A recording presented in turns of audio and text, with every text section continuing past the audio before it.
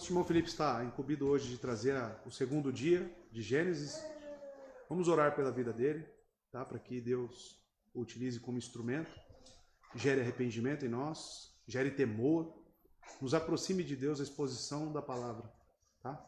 Então ore pela vida do Felipe, ore pela mensagem, que haja conversões, porque tudo remete a Cristo, né? Tudo vemos Cristo, Cristo está envolvido na criação, tá? E que as pessoas passem a crer, né? Seja através dos vídeos, seja no nosso meio, tá?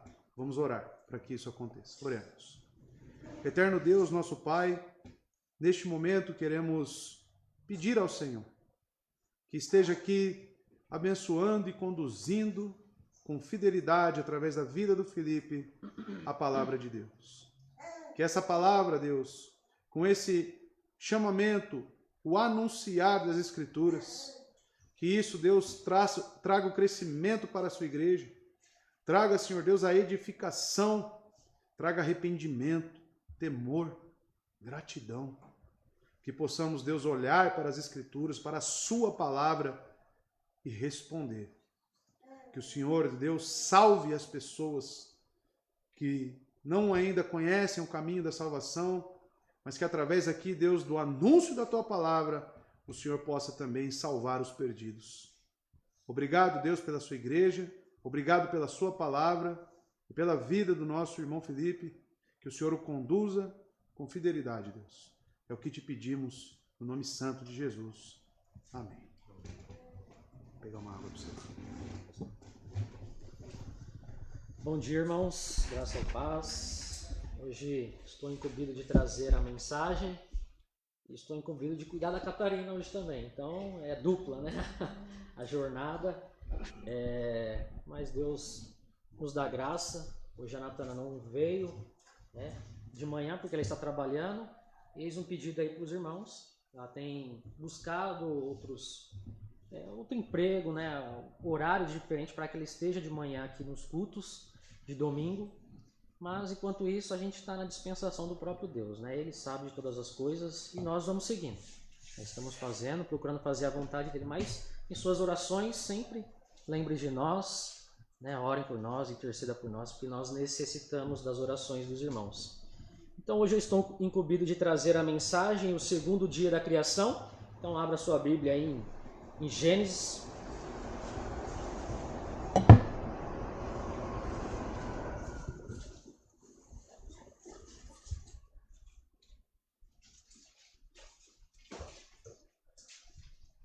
Gênesis, o capítulo 1, do verso 6 ao verso 8, segundo dia da criação.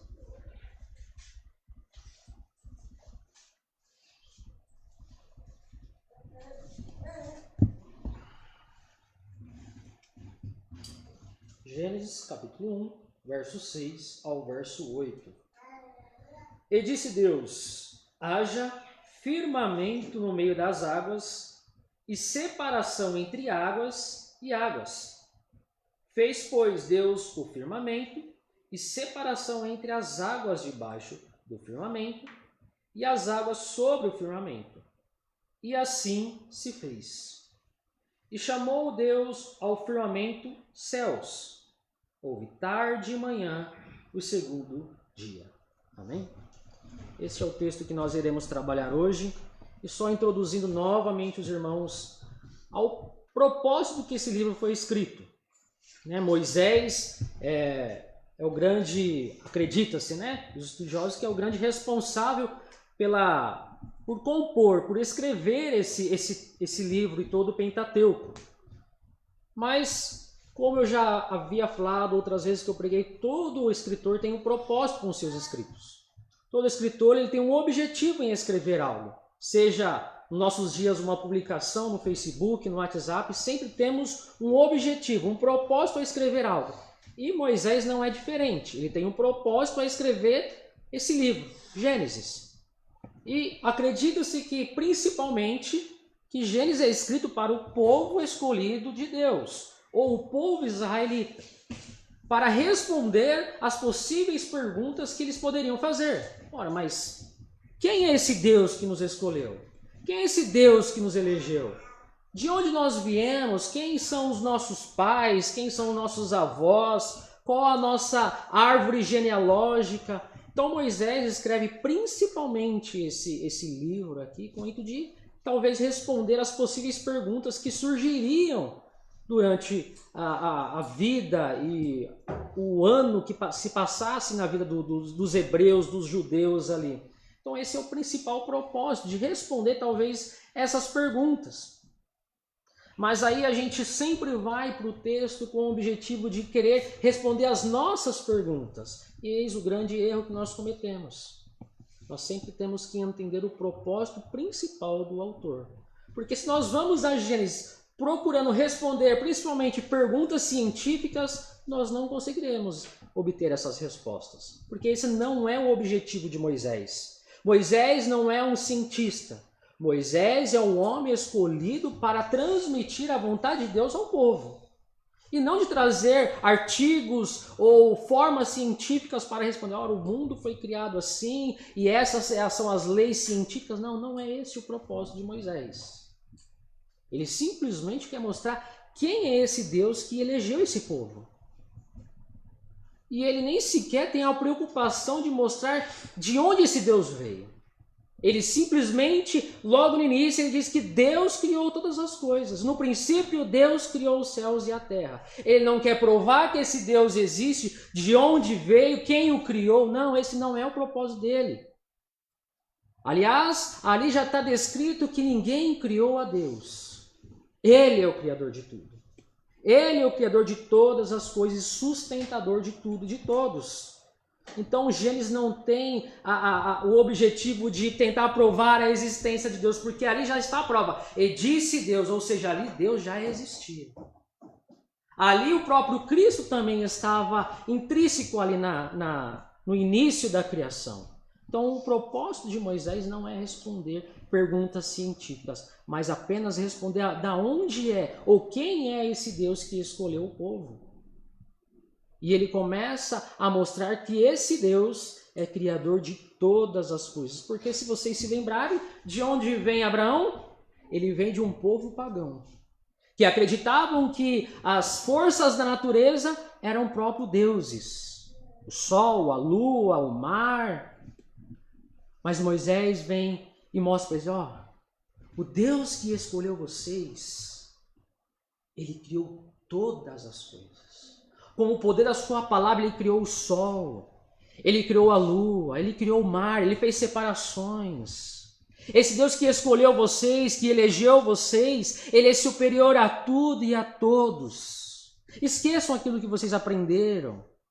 Esse Deus é superior a todas as coisas, porque ele criou a tudo e a todos. E a tudo ele sustenta.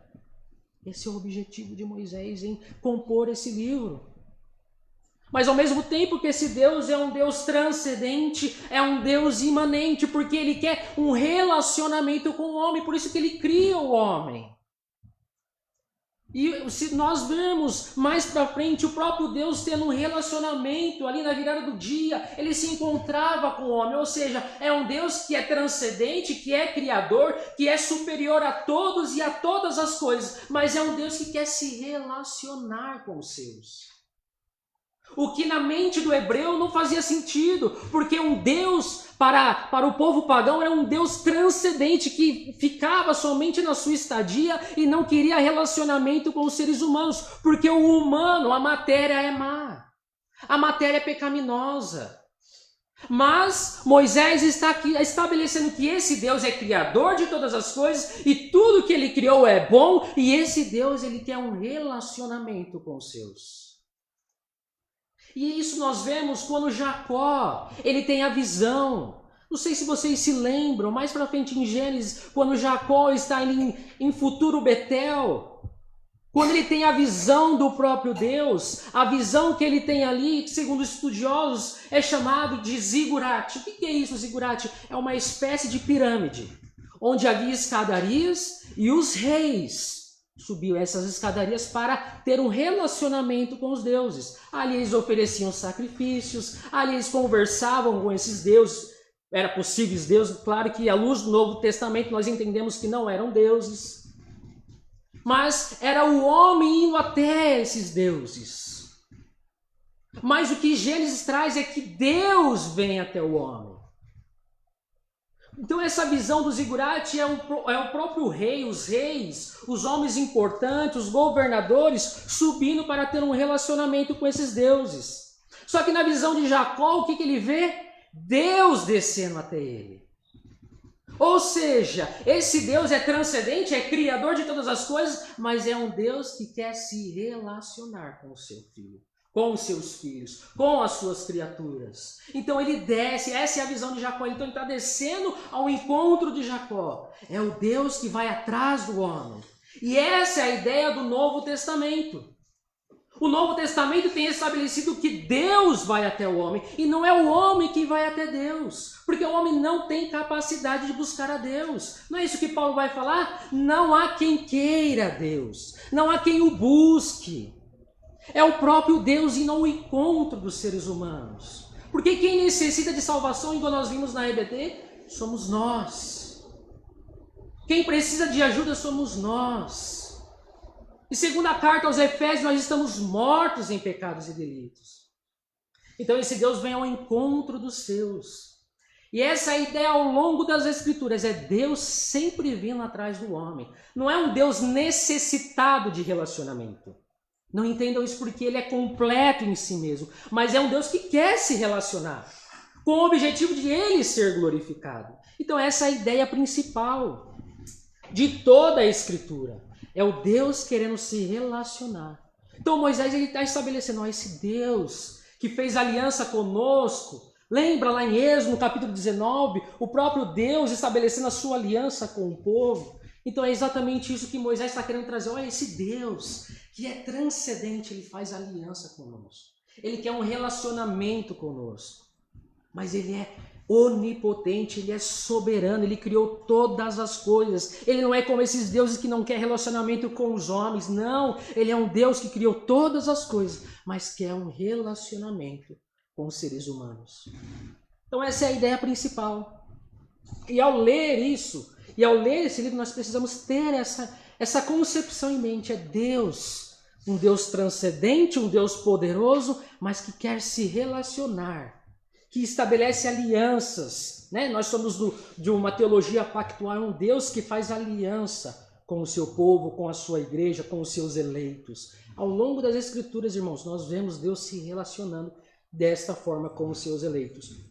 Então, quando vocês lerem, Gênesis tem essa concepção, porque Moisés está tendo esse propósito de apresentar Deus como um Deus soberano, mas um Deus que se relaciona com os seus, com as suas criaturas. E nós vamos ver ao longo das exposições da série, né, da própria criação, nós vamos ver que Deus está sempre ali junto da sua criação, nomeando, sustentando. Então é um Deus que está junto. Não é um Deus somente transcendente, mas é um Deus imanente, que está ali perto, que está junto, que está acompanhando. Amém?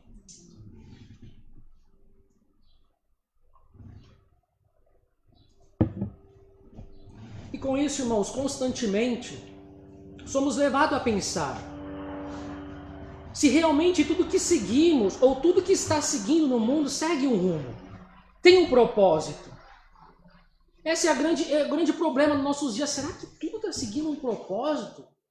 Será que a criação, será que os anos, os dias estão seguindo um propósito? Porque as coisas parecem que estão a cada vez piores. Parece que tudo está perdido. A gente olha, meu Deus, como a natureza humana está se decaindo. Será que realmente há um Deus que controla tudo e a todos? Se tudo em nossas vidas realmente está acontecendo conforme Deus estabeleceu. Quantas vezes nós paramos e pensamos diante da dificuldade, será que tudo que eu vivo tem um propósito? Poxa, mas será que essas dificuldades que eu estou vivendo têm um propósito? Será que Deus tem um objetivo com essas dificuldades em minha vida? Ou outros que são levados a acreditarem que tudo está entregue ao acaso. A vida vai seguindo o seu curso. Ou como aquele dito que é usado aí fora, deixando a vida levar. Essas pessoas não acreditam em um Deus que está guiando todas as coisas. mas acredita que a vida está seguindo o seu rumo. O ciclo está sendo feito. Pessoas morrem, pessoas nascem, e assim vai seguindo o ciclo da vida. O acaso está aí. Tudo está acontecendo por acaso. Contemplamos a humanidade e vemos que ela cada vez mais está se perdendo, se degradando. E nos perguntamos, será que realmente tudo está seguindo um propósito estabelecido? Será? Quantas vezes nós nos paramos e pensamos, eu não acredito que seja só eu, mas diante da dificuldade, meu Deus, será que tudo está seguindo realmente o que o Senhor quer? Será que o mundo está seguindo realmente o que o Senhor quer? Porque está uma bagunça. Mas Gênesis vai estabelecer exatamente isso. Um Deus que cria todas as coisas com um objetivo: receber a glória dessa criação. A criação tem um objetivo a seguir. E Gênesis nós olhamos cada vez mais Deus escolhendo homens improváveis, que parece, meu Deus, esse aí não tem como. Abraão, como que ele vai ter filho já velho? Um povo que sequer tem uma existência, que sai por meio de Abraão, que sequer pode ter filho. São coisas improváveis, mas nos mostra que Deus está guiando a história. Entretanto, ao sermos introduzidos pelo texto ao segundo dia da criação, conforme o final do versículo 8 que nós lemos aí esclarece. E notamos, portanto, que tudo está seguindo conforme Deus estabeleceu. Porque o que nós lemos no final do versículo 8? Que chegou o final do segundo dia. Ou seja, o propósito e aquilo que Deus estabeleceu entre separação do dia e da noite, de luz e trevas, estava já seguindo o seu propósito. Estava seguindo aquilo que Deus estabeleceu. Então é nisso que nós olhamos ao texto e vemos que tudo está seguindo conforme Deus ordenou. É a primeira percepção que nós temos ao ler o texto. Notamos, portanto, que tudo está seguindo conforme Deus estabeleceu. Nos versos 4 e 5, Deus faz a separação de luz e trevas, estabelecendo dia e noite, dando início ao tempo. Ao sermos introduzidos ao segundo dia da criação, notamos que tudo está seguindo conforme o desígnio daquele que os criou. Então, ao olharmos o segundo dia, tudo está seguindo como Deus decretou. Dia, noite, luz e trevas. Este momento, as trevas prevalecerão. Mas a partir desse determinado momento, dessa determinada hora, o dia se estabelecerá. A claridade, a luz se estabelecerá. Então nós vemos isso logo nos primeiros versos, ou nesses versos do segundo dia da criação. Aliás, esse é o intuito e o propósito de Moisés ao relatar e descrever a criação. Demonstrar a onipotência e a soberania de Deus. Este é um detalhe que não podemos escapar ao lermos o livro de Gênesis. Lembremos que Moisés está escrevendo para mostrar que Deus escolheu Abraão e, consequentemente, elegeu um povo. Não é qualquer Deus, senão aquele que criou e sustenta todas as coisas. Ele criou e sustenta tudo e a todas as coisas para que o homem o habitasse. Então, ao ler o relato de Gênesis, nós temos que olhar que Deus estabelecendo dias, tempos, Deus está estabelecendo terra, mar, tudo isso para o homem habitar. Nós vemos isso o pastor falando aqui, que nós estamos aqui com o quê? Com o propósito que Deus estabeleceu, que é governar a terra. Foi para isso que Deus criou todas as coisas, para que nós habitássemos aqui. E tudo está seguindo conforme Deus estabeleceu. Porém, esse Deus que criou e sustenta todas as coisas é o mesmo que quer se relacionar com a humanidade. Pois esse é o relato que se percebe ao ver a criação do homem, conforme eu disse logo no início. Um Deus que se relaciona. Um Deus que criou todas as coisas, mas é um Deus que quer se relacionar com a sua criação, com a humanidade. E vamos ao texto. Verso 6. Logo no início. disse Deus. Mais uma vez Moisés demonstra o sujeito da criação. Aula de gramática, quem que é o sujeito aí? É o próprio Deus. Quem que profere? É o próprio Deus. Ele é o Criador de todas as coisas. E o meio pelo qual ele cria e traz ordem, ou seja, por meio da palavra. Esse é o meio que Deus usa para criar e dar ordem a todas as coisas, a sua palavra. Essa frase se repete, ou seja, disse Deus, 9 vezes só no relato da criação aí, só na gênese do mundo. Cerca de 9 vezes. E disse Deus, e disse Deus, e disse Deus. Por causa do pensamento pagão que havia de que cada fenômeno e cada parte da natureza era tido como uma divindade, Moisés mostra que o próprio Deus Javé, que elegeu o povo hebreu, criou todas as coisas com a sua palavra. Nós vamos entender melhor o que está acontecendo. Para o povo pagão, era imperceptível ou não é lógico um Deus conseguir criar do nada as coisas, porque os deuses, segundo eles, eram deuses que eram criados também, mas que obtinham de poderes. Só que Moisés está estabelecendo que esse Deus Javé, que quer se relacionar com eles, é um Deus que cria todas as coisas, não com suas mãos somente, mas com o poder da sua palavra. É um Deus que cria do nada todas as coisas. É um Deus que estabelece limite a todas as coisas. E Ele sustenta todas as coisas. À luz do Novo Testamento, vemos que essa palavra, ou Logos, segundo João, é o próprio Cristo. A palavra proferida pelo próprio Deus ao criar todas as coisas é o próprio Cristo, é o agente ali da criação. Por isso nós vemos Cristo em cada parte das Escrituras. Porque Ele é o agente de tudo. Ele também é criador, Ele também é sustentador de todas as coisas. O evangelista João, esse é o Evangelho, no capítulo 1, no verso 1 ao 3, diz que tudo veio à existência. Tudo teve forma e tudo é sustentado por meio do Logos, o verbo, a palavra. Pois esse é o sentido da palavra usado por João, Logos. Segundo a percepção da Grécia, dos gregos, o Logos era o princípio da criação e aquilo que sustentava tudo e a todas as coisas. Então João lê o relato de Gênesis com a visão cristocêntrica. Cristo está no início.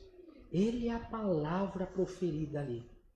E o Logos, ele tem a ousadia de usar a filosofia para estabelecer, o Logos que vocês acreditam aí, que sustenta todas as coisas, eu tenho uma resposta para vocês. Realmente existe este Logos. E esse Logos é Cristo. Ele é a palavra proferida lá no início. E disse Deus. Cristo é o agente da criação ali. Pois esse é o sentido da palavra usada por João. Logos é aquilo que tudo é criado e tudo é sustentado. Portanto, não há vida sem Cristo. Não há beleza sem Cristo. Não existe ordem sem Cristo. É por meio dele que o pecador, morto em pecados e delitos, recebe vida. É por meio dele que, querendo as pessoas ou não, negando ou não, são sustentadas. Pois não pode haver existência sem Cristo. Ao ler o relato de Gênesis, precisamos ter um olhar cristocêntrico. O agente ali, a palavra proferida, é o próprio Cristo. Ele que sustenta tudo. Então essas pessoas que negam a existência de Cristo, elas estão querendo negar a sua própria existência porque é Cristo que sustenta as suas vidas. E essa palavra dá vida também àqueles que estão mortos em pecados e delitos. Ele é o Logos, ele é a palavra que dá vida. Se nós estamos aqui com vida é porque esse Logos foi proferido a nós, foi mostrado a nós, e nós recebemos vida Por meio da palavra, por meio de Cristo. Então nós vemos isso desde o início, desde da criação do mundo. Cristo está ali. A palavra proferida pelo próprio Deus, que estabelece tudo e a todos. Logo em seguida ele disse Deus, haja. É assim que está no verso 6 aí. Ele disse Deus, ou Deus disse em algumas versões, haja. A palavra usada haja é haya, que significa venha a existir. Torne-se. Tal ordem de existência era inconcebível e incompreensível ao pensamento pagão. Um Deus, na mentalidade deles, podia provocar fenômenos, mas jamais trazer à existência aquilo que não existe. Essa era a concepção de deuses para o povo pagão. Um Deus que tem poder, que pode provocar certos fenômenos, mas são deuses que não podem trazer à existência aquilo que não existe. E Moisés está estabelecendo esse Deus que nos criou, que formou todas as coisas. Sim, ele tem poder de trazer vida aonde não tem vida, de trazer existência onde não existe existência, pois ele criou todas as coisas do nada. Ele criou. Ele te deu vida onde não existia vida. Eu e você estávamos mortos em pecados e delitos. Não existia vida em nós. Mas Ele é o Deus que dá vida onde não existe vida. Dá existência onde não existe existência. É o Deus estabelecido por Moisés. Haja e tudo venha a existir. Entretanto, Moisés estava apresentando um Deus que traz vida, traz existência a todas as coisas. E não somente isso. Ele existe por si só. Conforme eu já disse, os deuses eram homens que tinham uma natureza mais elevada, que tinham poderes, mas que não existiam por si mesmos. Eles têm um tempo estabelecido, existe algo que pode o matar, mas esse Deus, estabelecido em Gênesis, é um Deus que existe por si só. Ele não tem início, ele não tem meio, ele não tem fim. Segundo Agostinho, sobre a eternidade é hoje. Não existe amanhã, não existe ontem, tudo acontece hoje. A eternidade é tudo acontecendo hoje. Por isso que nós vemos nas Escrituras, parece que tudo está acontecendo ao mesmo tempo. Porque Deus é eterno, irmãos. Ele não tem início, Ele não tem fim. Tudo está acontecendo hoje para Ele. Tudo está acontecendo no mesmo momento. Porque não existe tempo para Deus. Ele é Senhor sobre tudo. E isso para a mentalidade pagã não tem lógica. Como é que pode? Mas esse Deus estabelecido em Gênesis é um Deus que vive por si mesmo, tem existência por si mesmo. Ninguém o criou. Ele vive por si só. Ele é autoexistente. Ele é eterno. Tudo acontece para ele hoje. Não tem fim, não tem início, não tem meio. Tudo acontecendo hoje.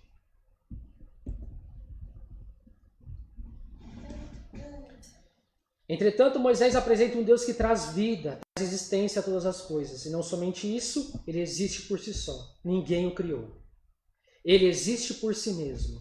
E Paulo tem essa percepção também, quando ele está lá em Atos, no capítulo 17, verso 24 e 30, quando ele está lá em Atenas.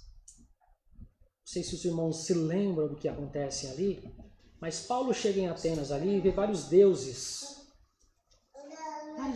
ali que eram adorados, e existia um ali, um Deus que não tem nome, parece que é um Deus que ninguém conhece. E Paulo tem a mesma percepção, a mesma forma, a mesma lógica de Moisés. Olha, esse Deus de vocês aí, ok, mas eu tenho algo a dizer sobre esse Deus aqui, ó, que nem tem nome. Esse Deus aqui é que criou todas as coisas. Esse Deus aqui é em quem nós movemos e existimos. Paulo tinha já o pensamento de um hebreu, porque ele é hebreu, ele fala isso em Gálatas. Ele é hebreu. Ele era um fariseu, conhecia da lei. Então, Paulo usa da mesma forma, a mesma retórica de Moisés. Olha o que ele diz lá no verso. Ele diz assim, ó, o Deus que fez o mundo e tudo que nele existe, sendo ele Senhor dos céus e da terra, não habita em santuário feito por mãos humanas. Não é servido por mãos humanas, como se de alguma coisa precisasse, pois ele mesmo é quem a todos dá a vida, respiração e tudo mais. Verso 26 do capítulo 17 de Atos. De um só fez toda a raça humana para habitar sobre toda a face da terra, havendo fixado os tempos previamente estabelecidos e os limites da sua habitação, para buscarem a Deus, se porventura tateando ou buscam achar, bem que não está longe de cada um de nós, pois nele vivemos e nos movemos e existimos, como algum de vossos poetas tem dito, porque nele também somos gerações ou geração. Paulo tinha a mesma percepção. Lembra que eu falei que Moisés está estabelecendo, ok, vocês ouviram de Deus, mas eu vou apresentar para vocês um Deus que é transcendente, um Deus que criou todas as coisas. Paulo também tem essa mesma retórica. E aqui eu quero abrir um parênteses. Nós somos um povo que sempre quer rebaixar a fé do outro. Sempre queremos apontar o outro. Mas aqui está um ensinamento de evangelismo. Paulo, ele não ataca nem Deus, nem Moisés. Ele simplesmente começa a relatar a onipotência do Deus verdadeiro. Isso por si só já vai descaracterizar os falsos deuses. Você quer pregar o evangelho? Eu não estou dizendo, mas então a gente tem que aceitar tudo. Não é isso. Eu só estou dizendo que quando nós queremos simplesmente chegar e confrontar, talvez nós não obteremos tanto êxito. Mas ao destacar que esse Deus é criador e sustentador de todas as coisas, isso pode mover o coração da pessoa. Porque se Paulo, que é um grande teólogo, usa dessa forma, e nós? Então Paulo, ele começa a estabelecer esse Deus aqui. É em que nós, é onde nós existimos e nos movemos. E isso já está estabelecendo quem é o Deus verdadeiro.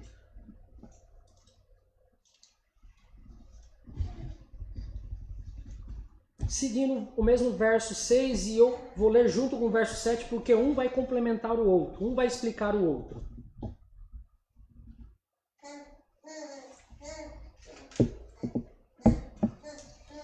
Haja firmamento no meio das águas, e separação entre águas e águas. O verso 7.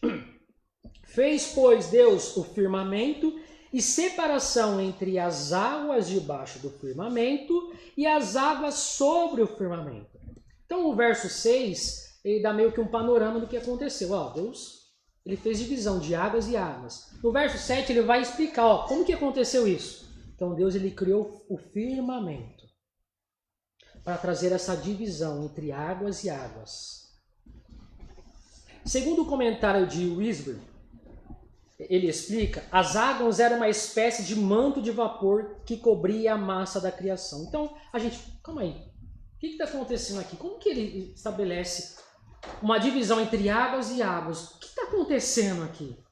Então, o Wisber, ele vai realmente explicar, ou tentar explicar, que era uma espécie de manto, de lençol, que as águas ali transpareciam, mostravam ser. Então, era uma espécie de manto de vapor que cobria a massa da criação. O Andrew Bentham, ele na mesma linha, ele vai explicar que eram densas nuvens que cobriam tudo. Então cada um vai trazer meio que uma explicação que vai se encaixando. Era uma espécie de as nuvens tomavam conta de tudo. E isso traz a percepção, parece que está tudo meio que ligado, as águas do céu, as águas da terra, está tudo junto. Então ele traz essas explicações, que era uma espécie de uma nuvem densa que tomava conta de toda a terra. Que parecia que estava tudo ligado, a água do céu, a água da terra. Tudo estava junto. Não era possível distinguir. Entretanto, Deus traz ordem a esse caos. Ele faz separação entre as águas dos céus e debaixo dos céus, criando o firmamento. A palavra firmamento aí que nós vemos, e Deus criou o firmamento para fazer separação entre águas e águas. A palavra firmamento aí no hebraico é hagia, que significa, que segundo Derek, ele vai explicar esse termo aí, no seu comentário de Gênesis, ele explica que a palavra era bater ou cunhar algo. É essa a percepção da palavra firmamento. Uma espécie de latão batido. Então, se algo que já não estava entendendo agora, parece que está mais complicado ainda. Como assim? Parece um latão batido? Parece que algo que foi cunhado. É uma linguagem figurada. Esse autor ele explica.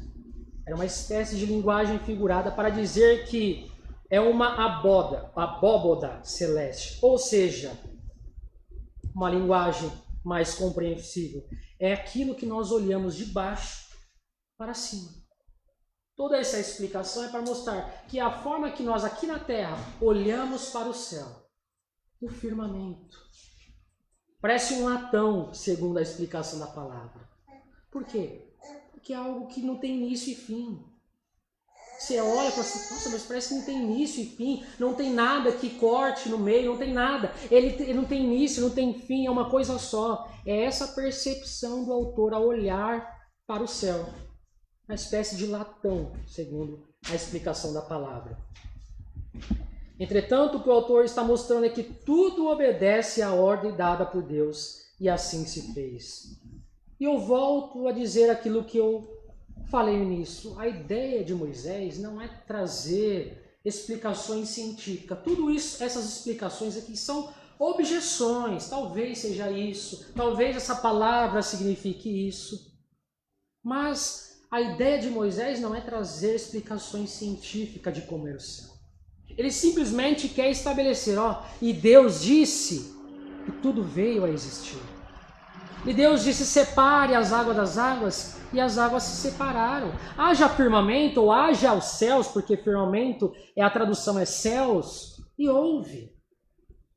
Tudo que nós tentamos falar aqui é meras especulações. Tentamos trazer uma linguagem compreensível a nós mesmos.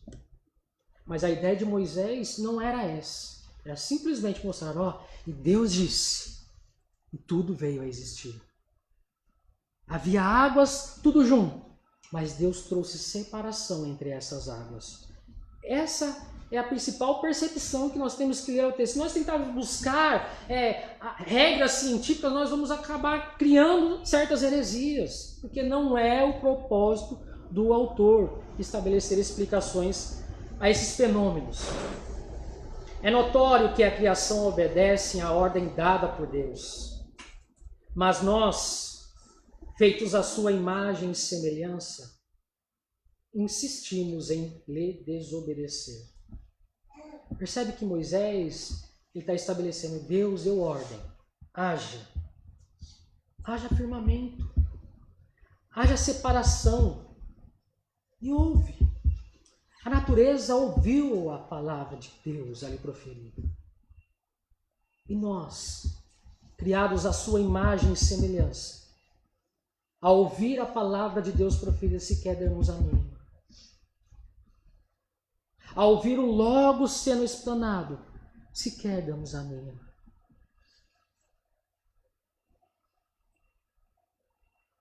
Que duro! Deus criar um homem à própria imagem dele. E esse homem sequer ouve as suas palavras. Mas a criação ouve. Por isso que os autores vão falar assim, a natureza, ela revela, ela demonstra a glória de Deus, porque ela obedece à palavra de Deus. O que Deus estabeleceu a ela, ela cumpre. O que Deus estabeleceu aos céus, ele cumpre. O que Deus estabeleceu ao sol, a esse determinado momento você vai nascer, e esse determinado momento você vai se pôr, aí virá a lua, e determinado momento ela irá sair e o sol tomará conta de novo, e todos eles obedecem à ordem de Deus, mas nós insistimos em não ouvir a sua palavra.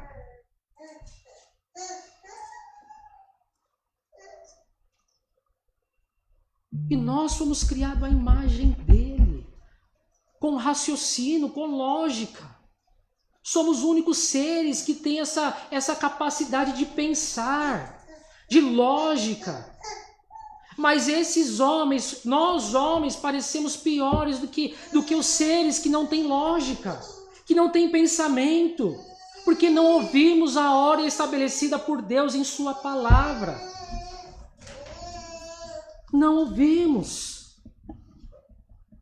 Por isso temos que olhar para a criação, olhar para o sol e ver que ele se põe e ele nasce no tempo determinado por Deus. E eu e você, aquilo que é determinado na sua palavra, nós não ouvimos, nós não obedecemos.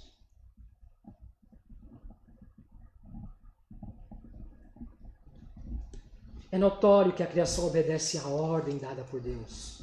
Mas nós, feitos à sua imagem e semelhança, insistimos em lhe desobedecer. A criação obedece aos limites estabelecidos por Deus.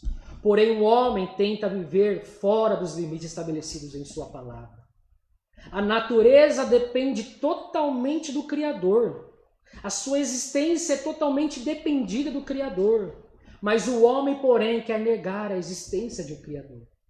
Meu irmão, isso para mim é... Como pode? Um Deus que cria o homem para o glorificar, para o ser representante dele aqui. E esse homem, essa criatura simplesmente quer negar a sua existência. A natureza demonstra que ela depende de um Deus, que ela depende de um Criador para existir. Mas o ser humano insiste em negar que Deus não existe. E você pode falar, mas eu creio que ele existe. Então por que você não obedece? Por que você não obedece à palavra dele?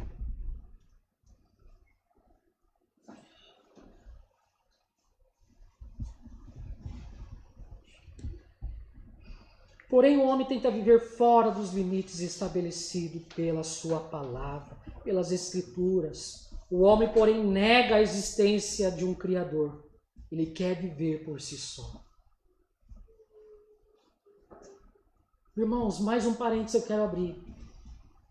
Esse é o grande mal da nossa sociedade.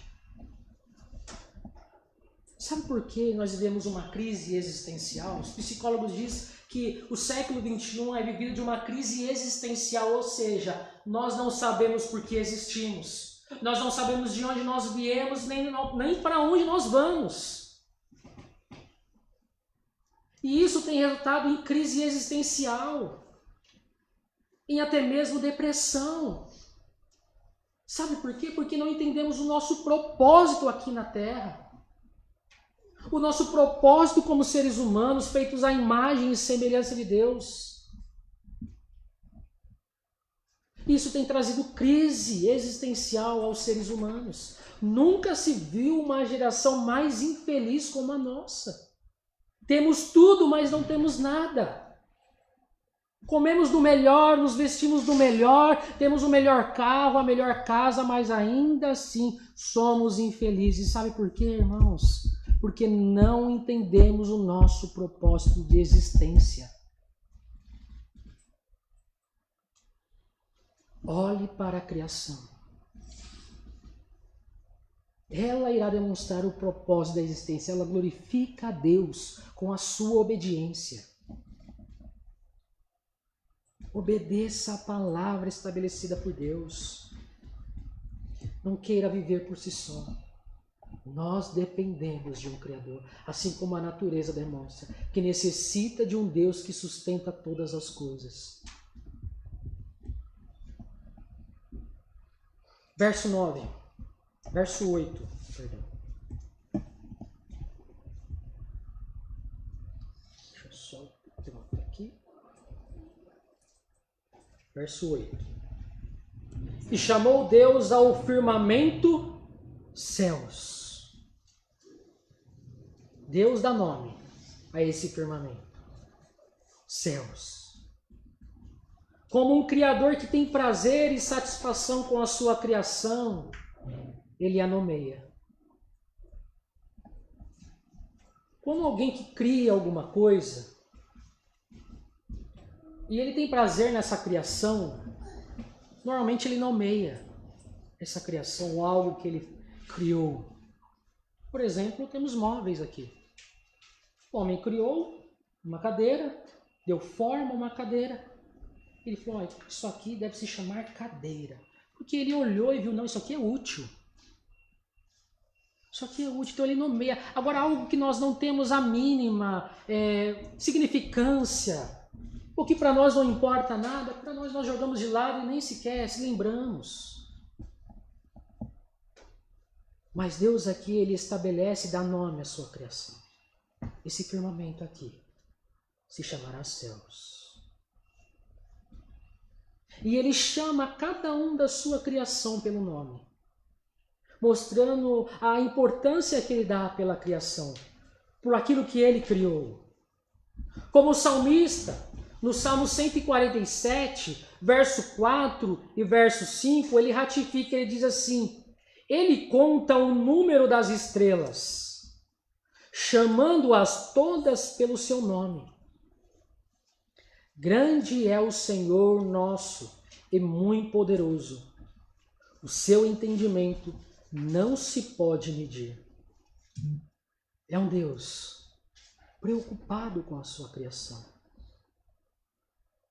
É um Deus que sustenta a sua criação. Por isso ele nomeia. Olha o que o salmista está dizendo. Ele numera e chama cada uma das estrelas pelo nome. Irmãos, nós não conseguimos nem contar as estrelas. Mas esse Deus chama cada estrela pelo nome. Porque ele tem prazer nessa criação. Porque ele ama essa criação. Deus, diferente do que o teísmo aberto apresenta, um Deus que cria tudo, mas que após a criação não estabelece mais nenhum contato com ela, Ele deixa que siga seu rumo. Vemos que Deus conhece, Deus das Escrituras, conhece cada uma da sua criação e delas não se esquece. O teísmo aberto, eles acreditam que existe um Deus. Existe um Deus. Ele criou. Mas esse Deus, ele não está nem aí mais com a sua criação. Ele deu, isso aqui é o seu propósito, isso aqui você vai fazer, só você vai seguir esse propósito, e ele simplesmente a deixa. Pode seguir o seu rumo, eu estou aqui. Agora eu não vou mais me importar. Eu não vou mais interagir com essa criação. Deixa ela seguir o rumo dela. Essa é a percepção do teísmo aberto. Que existe um Deus, mas esse Deus está ali, a par do que está acontecendo. Deixa a criação seguir o rumo dela. Mas segundo o que o salmista está dizendo, não é isso. Ele chama cada estrela pelo nome. Ou seja, ele tem contato com a criação. Ele está conduzindo a criação. Ele está sustentando a criação.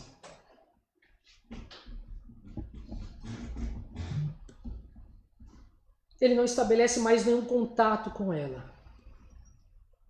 Mas o Deus das Escrituras é um Deus que sustenta todas as coisas. E a ela, a criação, Ele a mantém.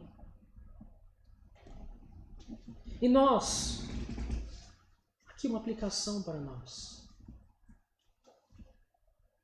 E nós, por que andamos ansiosos? Preocupados. Talvez você chegou aqui assim, mas meu Deus, como vai ser? Meu Deus, O mundo está seguindo. Meu Deus, mas e as contas? Mas nós servimos um Deus que sustenta todas as coisas. Tudo está no controle das suas mãos. E Ele conhece cada coisa pelo nome. Cada estrela Ele conhece pelo nome. E Ele as chama. E talvez você esteja preocupado, mas como é que vai ser? Será que realmente tudo está seguindo o rumo conforme eu introduzi logo no início da pregação? Que muitas vezes será que tudo está seguindo o rumo certo? Tudo está sendo estabelecido realmente por Deus? Será que eu realmente tenho um propósito nessa terra? Será que as pessoas, a humanidade está seguindo um propósito? E nós vemos pelo relato das Escrituras que esse Deus conhece cada coisa pelo nome. Ele conhece a cada um de nós. Ele conhece as nossas fraquezas e limitações. Pois foi Ele mesmo que assim nos fez. Irmãos, foi Deus que te fez com essas limitações que você tem, com essas fraquezas. Foi Deus que estabeleceu isso. E Ele conhece o seu limite. Ele conhece as suas fraquezas. Ele estabeleceu tudo, assim como Ele estabeleceu o limite à criação. Até aqui você pode ir. Água, até aqui você pode avançar. E se você avançar, vai ser por minha ordem. E nós parecemos que servimos um Deus que não sabe de nada, não está no controle de nada. Mas esse Deus não é o Deus das Escrituras. O Deus das Escrituras é o Deus que conhece todas as coisas. Tudo pelo nome. Foi Ele mesmo quem fez. Mateus, capítulo 6, verso 25 ao 34, o próprio Jesus vai dizer. Ele diz assim, por isso vos digo, não andeis ansiosos pela nossa vida, quanto ao que haveis de comer ou de beber, nem pelo vosso corpo, quanto ao que haveis de vestir. Não é a vida mais do que o alimento e o corpo mais do que as vestes? Observe a criação, ou observe as aves do céu. Elas não semeiam, não colhem, não ajuntam os celeiros, contudo o vosso Pai Celeste a sustenta. Ou seja, é um Deus que sustenta todas as coisas, não é um Deus transcendente que só fica a parte da sua criação. Não, Ele sustenta. Ele sustenta todas as coisas. Que celeste, as que sustenta, porventura, não valei vós muito mais do que as aves? Qual de vós, por ansioso que esteja, pode acrescentar um côvado ao curso da sua vida? E por que andais ansiosos quanto ao vestuário? Considerai como crescem os lírios do campo. Eles não trabalham, não fiam. Eu, contudo, vos afirmo que nem Salomão, em toda a sua glória, se vestiu como qualquer um deles. Ora, se Deus veste assim a erva do campo, que hoje existe e amanhã ela é lançada no forno, quanto mais vós outros, homens de pequena fé. Portanto, não vos inquieteis, dizendo que comeremos, que beberemos, ou com o que vestiremos, porque os gentios é que procura todas essas coisas, pois vosso Pai Celeste sabe da necessidade, ou de todas as suas necessidades. Buscai, pois, em primeiro lugar, o reino dos céus e a sua justiça, e todas essas coisas, já apresentadas, vos serão acrescentadas. Portanto, não vos inquieteis com o dia de amanhã, pois o amanhã trará os seus cuidados. Basta o dia o seu próprio mal. É um Deus que sustenta tudo. O relato de Gênesis mostra a onipotência de Deus. É o objetivo de Moisés em trazer essa onipotência de um Deus que sustenta tudo e a todos.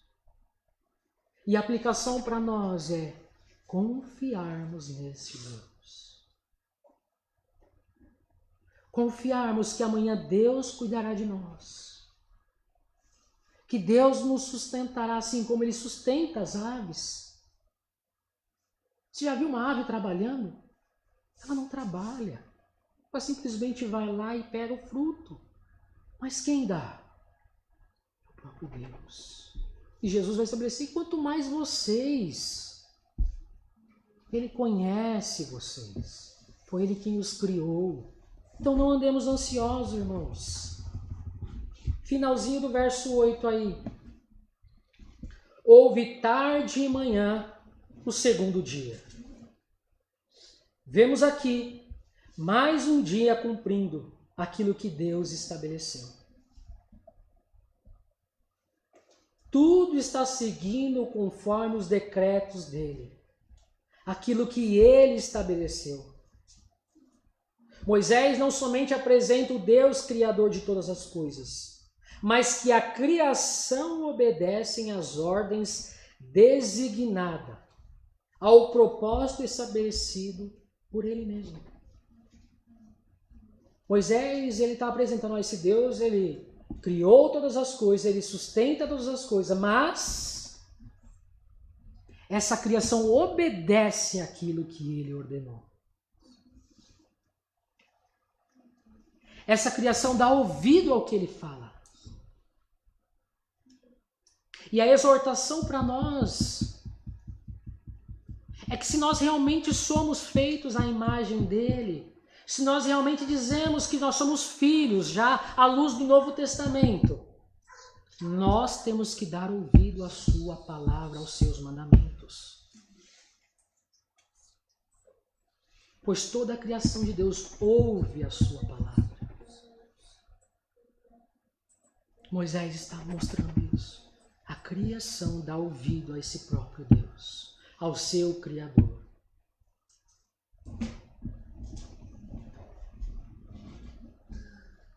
Moisés não somente apresenta um Deus criador de todas as coisas, mas que a criação obedece às ordens designadas, ao propósito estabelecido. Que nada foge do seu controle ou do controle de suas mãos. Ele sustenta tudo e a todos. Então, ao mesmo tempo que eu o exorto, eu quero lhe trazer consolo também por meio da palavra.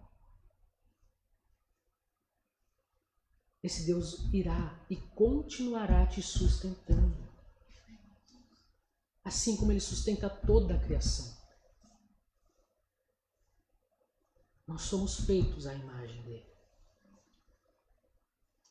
E agora, à luz do Novo Testamento, nós somos filhos adotivos.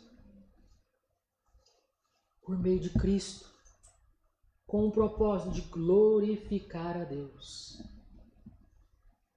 Foi para isso que Ele criou todas as coisas. Que Ele seja glorificado. Amém? Que nós possamos confiar. É uma palavra também de exortação, mas também de confiança. Que tudo está seguindo conforme Deus estabeleceu. Quando o desespero bater a porta, lembre-se que esse Deus é sustentador de tudo e de todas as coisas. É nele que nós nos movemos e existimos. Amém? Quero apenas fazer uma oração. Senhor nosso Deus e Pai.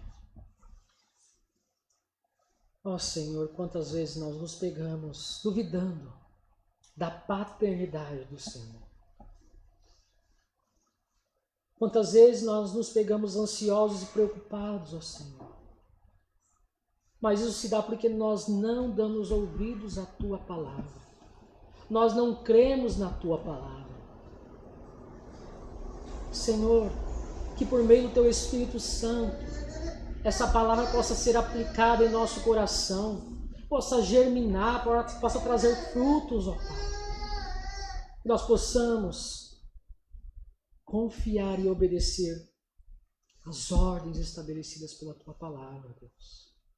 Nos ajude a crer e a confiar no Senhor. Eu oro ao Senhor, ó Pai, e que ao adentrar essa semana, Senhor, de trabalho, de estudos, possamos descansar no Senhor. Porque à luz, Senhor, do Novo Testamento, o Senhor é o nosso bom pastor. Que nós possamos confiar e descansar em Ti, ó Pai. Eu oro e peço no nome do Filho Jesus Cristo, ó Deus. Amém. Deus os abençoe, irmão. Tenha um ótimo domingo.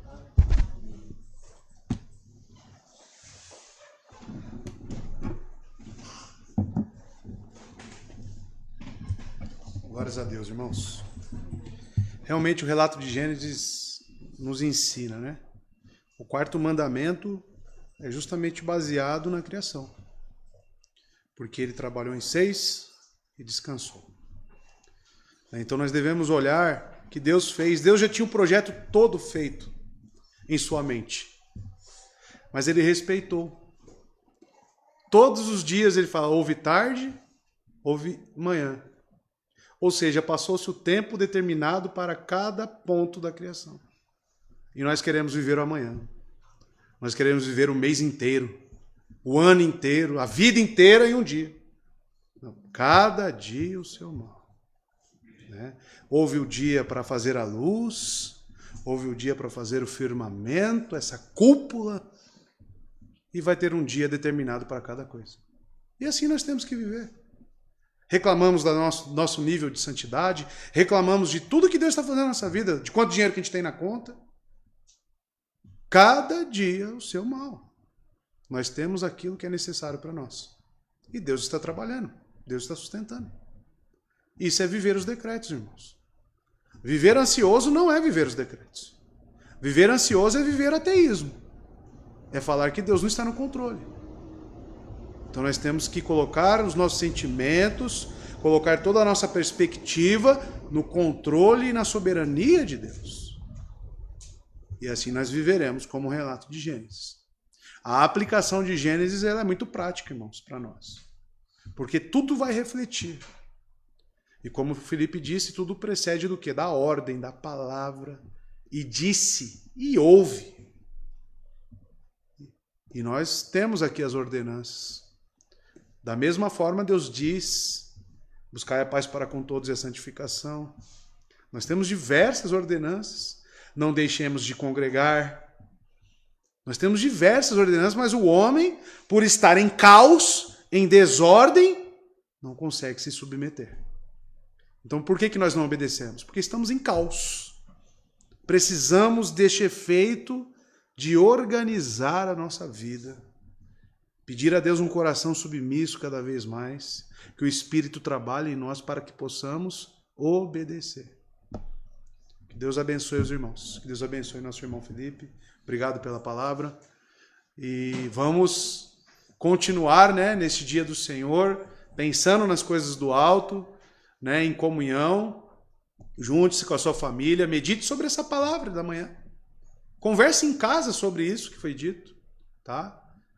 E assim você permanecerá o dia consagrando a Deus, tá? Que é o que é determinado para nós, né, os eleitos do Senhor. Vamos orar, agradecendo a Deus por tudo que Ele fez nesta manhã.